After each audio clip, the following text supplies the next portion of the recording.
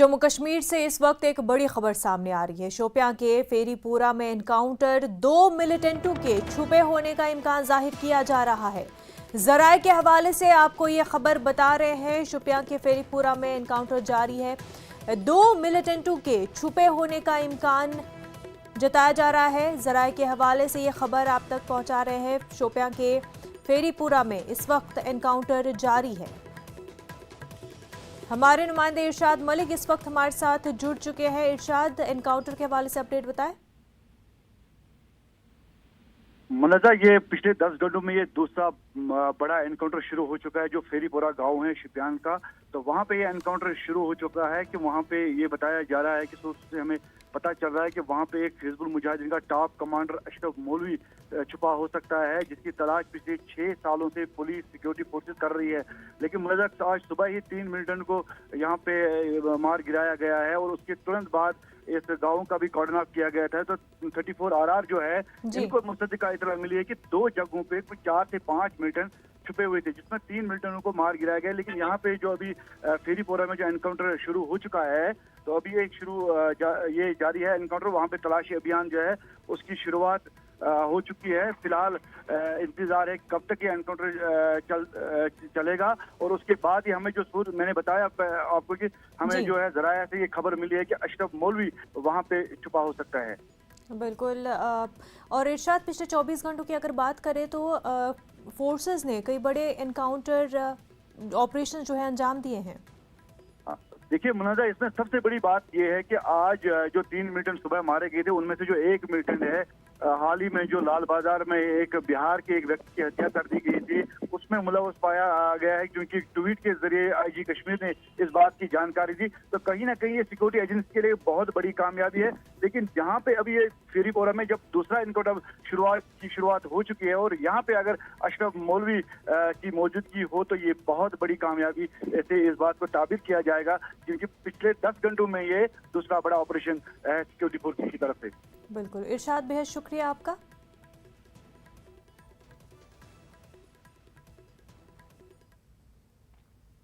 जम्मू कश्मीर के शोपियां में वाक़े तुलरन इमाम साहब गांव में एनकाउंटर हुआ। सिक्योरिटी फोर्सेस और मिलिटेंटों के बीच एनकाउंटर में 3 मिलिटेंट हलाक हो गए हैं। मुश्तरका फोर्सेस की जानिब से मिलिटेंटों की मौजूदगी के बारे में मालूमात मिलने के बाद फायरिंग का तबादला शुरू हुआ था और ऑपरेशन आज सुबह खत्म हुआ। तमाम महलूक मिलिटेंटों का ताल्लुक लश्कर तैयबा से था। तीनों मिलिटेंटों की शिनाख्त दानिश अहमद, यावर अहमद, मुख्तार अहमद के तौर पर हुई है। पुलिस ने बताया कि उनके कब्जे से असलहा और गोला बारूद भी बरामद हुआ है।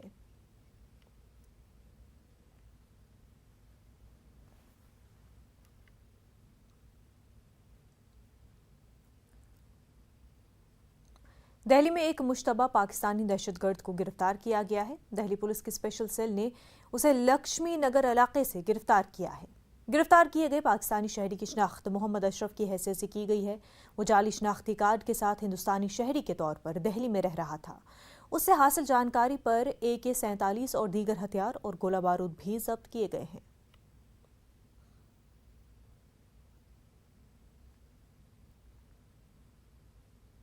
वहीं मिलिटेंटों के खिलाफ NIA ने बड़ी कार्रवाई की है। एजेंसी की टीमों ने 16 मकामात पर छापे मारे हैं। दिल्ली, NCR, उत्तर प्रदेश और जम्मू कश्मीर में कई मकामात पर NIA ने छापे मारे हैं। जम्मू कश्मीर में नज़्म-ओ-ज़ब्त को मुतासर करने और अमन में रखना डालने तंजीमों के खिलाफ NIA पर कार्रवाई कर रही है। NIA ने मंदरा मंशियात केस में भी दिल्ली और NCR में छापे मारे हैं। दिल्ली से हमारे नुमाइंदे शंकर आनंद इस वक्त हमारे साथ जुड़ चुके हैं। शंकर, NIA ने कार्रवाई अंजाम दी है और काफी अहम यह कार्रवाई है। निश्चित तौर पर देखिए, केंद्रीय जांच एजेंसी NIA ने आतंकी और आतंकी संगठनों से संबंधित मसले पर बड़ी कार्रवाई को अंजाम देते हुए 16 लोकेशन पर छापेमारी कर रही है, जिसमें कि राजधानी दिल्ली, NCR समेत जो जम्मू कश्मीर का जो मूल रूप क्षेत्र है, जम्मू कश्मीर में सबसे ज्यादा छापेमारी के मामले को अंजाम दिया जा रहा है। और जिस तरह से इस मामले में NIA को जानकारी मिली थी कि पिछले कुछ समय से लगातार कई आतंकी संगठनों के द्वारा एक सोची समझी साजिश के तहत जम्मू कश्मीर के अंदर में वहां पर एक बड़े आतंकी वारदात को अंजाम देने की कोशिश की जा रही है और जम्मू कश्मीर में तमाम आम लोगों को भी अब अब वहां पर टारगेट किया जा रहा है, टारगेट किलिंग की जा रही है। लिहाजा इस मामले की गंभीरता को देखते हुए वहां पर केंद्रीय जांच एजेंसी एनआईए ने एक नया एफआईआर रजिस्टर किया और उस नए एफआईआर में कई आतंकी संगठनों का नाम जिक्र है, जिसमें कि अगर बात करें जैश ए मोहम्मद की बात कर ले, लश्कर तैयबा की बात कर ले या कई हिजबुल मुजाहिदीन की बात करें, तो इन तमाम आतंकी संगठनों का नाम उसमें जिक्र है और किस तरह से एक सोची समझी साजिश के तहत जो दूसरे राज्य के लोग जो जम्मू कश्मीर में रह रहे हैं उस पर आतंकी हमले करने की जो एक साजिश रची जा रही है, उसको टारगेट किलिंग किया जा रहा है उसके साथ में। तो इन तमाम मसलों की गंभीरता को देखते हुए ये छापेमारी की जा रही है और खास तौर पर उन लोगों के खिलाफ कार्रवाई की जा रही है जो एक तरह से इस साजिश में अंजाम दे रहे हैं। तो एक तरफ यह मसला देखा जाए, लेकिन और एक दूसरे मसले की अगर बात करें तो आतंकियों से जुड़े हुए कई अन्य दूसरे जो मसले हैं उस मसले पर भी राजधानी दिल्ली में इस वक्त में कार्रवाई चल रही है। जी बिल्कुल शंकर, बेहद शुक्रिया तफसीलात के लिए। जम्मू कश्मीर में कई मकामात पर एनआईए और सीबीआई की कार्रवाई जारी है। जम्मू कश्मीर के शोपियां, पुलवामा और श्रीनगर में एनआईए के छापे पड़े हैं, वहीं सीबीआई ने बसीर अहमद खान के घर की तलाशी ली है। दरअसल सीबीआई फर्जी गन लाइसेंस मामले की जांच कर रही है। बसीर अहमद खान जम्मू कश्मीर के एलजी के मुशीर रह चुके हैं। हाल ही में बसीर अहमद खान को उनकी खिदमात से सुबुकदोश किया गया था।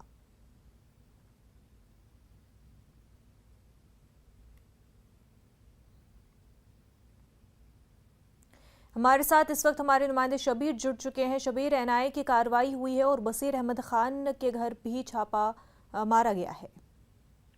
जी मुनाजा, ये एनआईए का जो छापा है वो पुलवामा में काकापुरा इलाके में उन्होंने डाला एक घर पे, जिसका जो काकापुरा इलाके में ओवैस अहमद डार नामी एक शख्स है, उसके घर पे छापा डाला गया है। और दूसरा जो सीबीआई का छापा है, दूसरे केस के सिलसिले में है।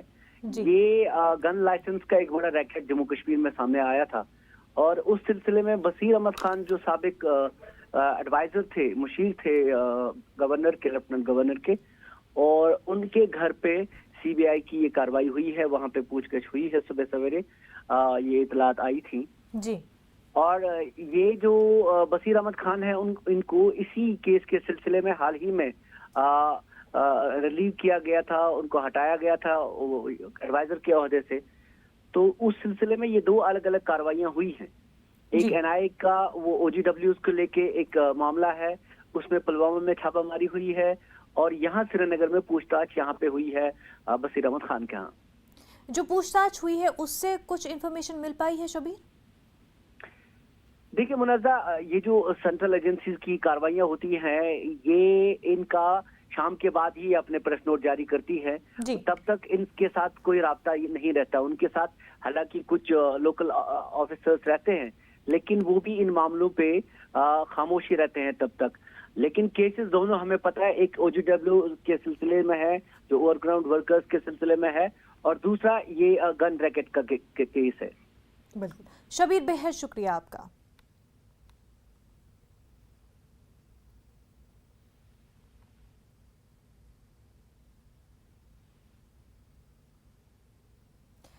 मध्य प्रदेश में 4 सीटों के लिए होने वाले ज़िमनी इंतखाबात के दिन जैसे जैसे नज़दीक आते जा रहे हैं, सियासी लीडरान के बेतुके बयान में शिद्दत आती जा रही है। भोपाल रुकन पार्लियामेंट साध्वी प्रज्ञा ठाकुर ने मंदिरों के पैसे से अक़लियतों की किफ़ालत करने का बयान देकर सियासी हलचल पैदा कर दी है। साध्वी प्रज्ञा ने मठ मंदिरों को सरकारी कंट्रोल से बाहर कर हिंदू समाज के ज़ेरे निगरानी किए जाने का मुतालबा करते हुए कहा है कि मंदिरों में आने वाला पैसा अक़लियतों की किफ़ालत पर खर्च किया जाता है, जो हिंदू धर्म की तशहीर और गरीब हिंदुओं की फलाह के लिए लगाया जाना चाहिए। वहीं कांग्रेस ने साध्वी के बयान पर शदीद रद्द अमल का इजहार करते हुए इसे हकीकत से परे बताया है। एमपी कांग्रेस के सेक्रेटरी अब्दुल नफीस ने साध्वी से रिकॉर्ड मांगते हुए कहा है कि जो हुकूमत मर्जर एग्रीमेंट के तहत मसाजिद के आइमा मौज़नीन को वक्त पर तनख्वाह नहीं देती है, वो मंदिरों के पैसों को अक़लियतों की फलाह पर खर्च करेगी। इससे ज्यादा गुमराहकुन बात कुछ और नहीं हो सकती है। अन्य जो मतावलंबी हैं उनके जो स्थान हैं, हमारे स्थान सरकार के कब्जे में रहते हैं, सरकार के संरक्षण में रहते हैं। कलेक्टर उसका अध्यक्ष होता है। हिंदुओं के मंदिरों का जो धन है, बड़े बड़े मंदिरों का भी जो धन है, वो धन अल्पसंख्यकों को जाता है, विधर्मियों को चला जाता है। भारत भक्ति अखाड़ा इसका विरोध करता है और भारत भक्ति अखाड़ा इसके लिए संघर्ष करेगा, आंदोलन करेगा और सरकार से ये आवेदन करेगा कि ये जो जितने भी हमारे मंदिर है वो सरकार के संरक्षण से मुक्त हों।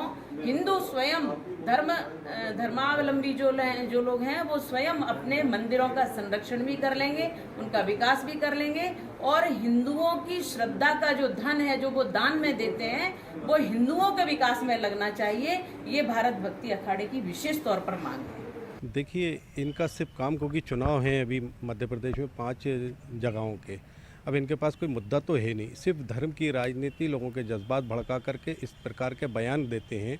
हम इनसे पूछना चाहते हैं, मर्जर एग्रीमेंट के तहत इमाम मौज़िनों को जो तनख्वाह मिलती थी वो तनख्वाहें सरकार नहीं दे पा रही, तो अल्पसंख्यकों को जो मंदिरों से पैसा आता है वो कैसे दे रही है? और अगर दे रही है तो प्रज्ञा ठाकुर को चुनौती है कि वो इसको लिस्ट को जारी करें कि किन किन संस्थाओं को, अल्पसंख्यक संस्थाओं को ये पैसा दिया जा रहा है। और अल्पसंख्यक में कोई मुस्लिम समुदाय नहीं आता, अल्पसंख्यक के अंदर सिख भाई भी आते हैं, जैन भाई भी आते हैं, तमाम जो अल्पसंख्यक इस प्रकार के हैं वो सब आते हैं। तो इस प्रकार की इनके पास सिर्फ बयानबाजियाँ हैं। आज देश में महंगाई आसमान छू रही है, पेट्रोल डीजल के भाव बढ़े हुए हैं, 1000 रुपये की गैस सिलेंडर हो गई। इन सबको डिवाइड करने के लिए इनका काम सिर्फ इस प्रकार का है कि लोगों के जज्बातों को भड़काओ, धार्मिक उन्माद फैलाओ और वोट हासिल करो। भोपाल से हमारे नुमाइंदे मेहताब आलम इस वक्त हमारे साथ जुड़ चुके हैं। मेहताब, साध्वी प्रज्ञा का ये बयान हैरान कुन तो नहीं है, लेकिन इस बयान से एक बार फिर हिंदू मुस्लिम सियासत तूल पकड़ रही है मध्य प्रदेश में। मुनज़्ज़ा, इसकी वजह यह कि मध्य प्रदेश की पूरी सियासत सॉफ्ट हिंदुत्व और हार्ड हिंदुत्व के बीच चल रही है। 2018 का असेंबली इलेक्शन भी इसी तरह से था। उस वक्त भी जो है भारतीय जनता पार्टी के लीडर हो या कांग्रेस, दोनों जो है मंदिरों के रुख करते हुए नजर आ रहे थे। और इस वक्त भी जो है जब 1 पार्लिमानी और 3 असेंबली के ज़िमनी इंतखाबात हो रहे हैं, इस वक्त भी दोनों पार्टियां जो है सॉफ्ट हिंदुत्व और हार्ड हिंदुत्व के बीच ही चल रही है। किसी भी पार्टी ने अक़लियती तबके को वोट जो है उम्मीदवारी तो नहीं दी है, लेकिन दोनों पार्टियां अक़लियती तबके को निशाना बनाकर कहीं ना कहीं अपने वोट बैंक को साधने की कोशिश कर रही है। साध्वी प्रज्ञा का बयान भी इसी जिम्मे में देखा जा रहा है। जो उनका बयान है कि मंदिरों के पैसे से अक़लियतों की किफालत की जा रही है। अब सवाल ये कि जो है अगर मंदिरों की बात की जा रही है, बहुत सारे ऐसे मंदिर हैं जो मोहकमा आसार कदीमा के तहवील में, बहुत सारे मसाजिद भी हैं मोहकमा आसार कदीमा के तहवील में। अब इस पर ये इल्जाम लगाना कि सारे पैसे से अक़लियतों की किफालत की जा रही है, तो कांग्रेस ने इसका जवाब मांगा है कि अगर है आपके पास की कोई फहरिस्त है तो आप उसको वादे करें ताकि मालूम हो कि कौन सी दिया जा रहा है। और दूसरी तरफ कांग्रेस ने भी सवाल किया है कि मर्जर एग्रीमेंट के तहत मसाजिद का इमाम मदनीन को तनख्वाहें दी जाती हैं, वो भी 5-5 महीने मध्य प्रदेश हुकूमत नहीं दे रही है। ऐसे में मंदिर के पैसों से कौन से अफसर की किफालत हो रही है, उसको वादे किया जाना चाहिए। मुनज़्ज़ा, बिल्कुल। मेहताब आलम, बेहद शुक्रिया। कामयाबी की कोई कहानी एक दिन में मुकम्मल नहीं होती है, लेकिन अगर ईमानदारी, लगन और हकीकी जदोजहद हो तो कामयाबी की कहानी एक दिन पूरी ज़रूर होती है। मुल्क में दूध का इनकलाब लाने वाले अमूल का सफ़र गुजरात के सिर्फ 2 गांव से शुरू हुआ था। 75 साल का हो चुका अमूल भी पूरे मुल्क के साथ आज़ादी का जश्न मना रहा है। आइए हम आपको अमूल की कामयाबी के सुनहरे तारीख से मुतारिफ कराते हैं।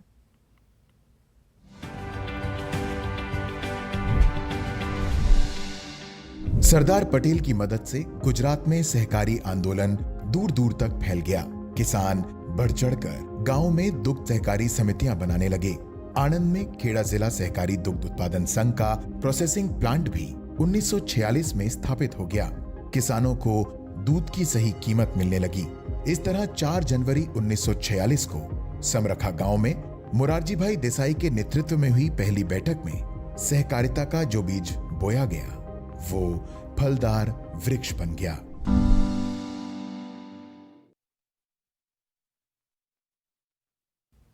इस वक्त एक और बड़ी खबर आपको बता दें, तेलंगाना के कोंडापुर से बड़ी खबर है। आरटीसी बस पलट गई। मौज़ाती तौर पर मुसाफिर बच गए हैं। हादसे में कुछ मुसाफिर को मामूली चोटें आई हैं। तो तेलंगाना से आपको यह अहम खबर बता रहे हैं। कोंडापुर से ये बड़ी खबर है जहां पर आरटीसी बस पलट गई, लेकिन मौज़ाती तौर पर मुसाफिर बच गए। इस हादसे में कुछ मुसाफिरों को मामूली चोटें आई हैं। तो आरटीसी बस पलट गई जिसमें कुछ मुसाफिरों को मामूली चोटें आई हैं, लेकिन मौज़ाती तौर पर कोई जानी नुकसान नहीं हुआ है, किसी को कोई सीरियस चोट नहीं आई है।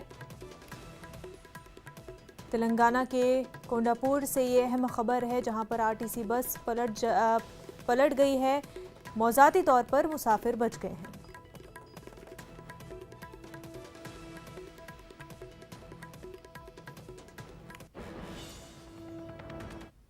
कोरोना वबा के दौरान बाहमी इमदाद और इन्हिसार का जज्बा मुस्तहकम हुआ है।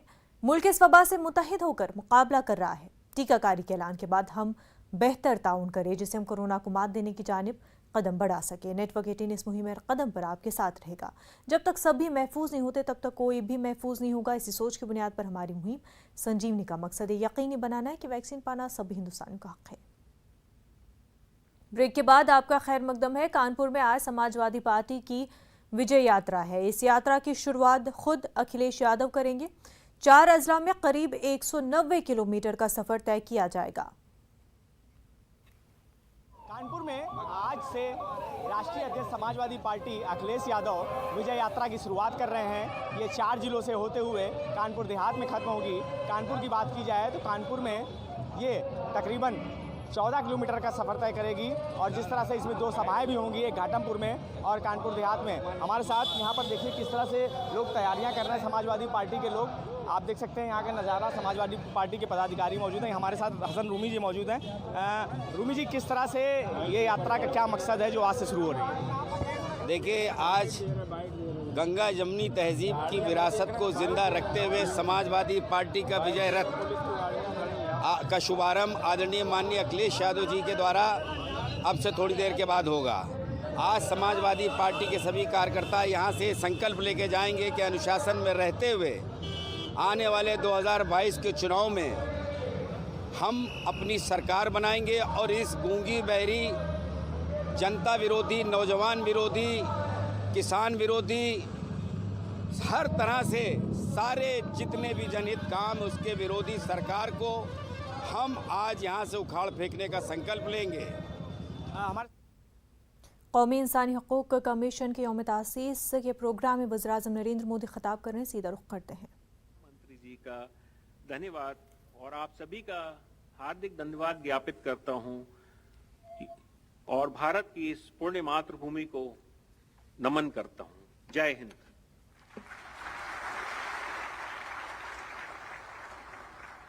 अब राष्ट्रीय मानव अधिकार आयोग की भूमिका पर बनी लघु वृत्त चित्र प्रस्तुत है।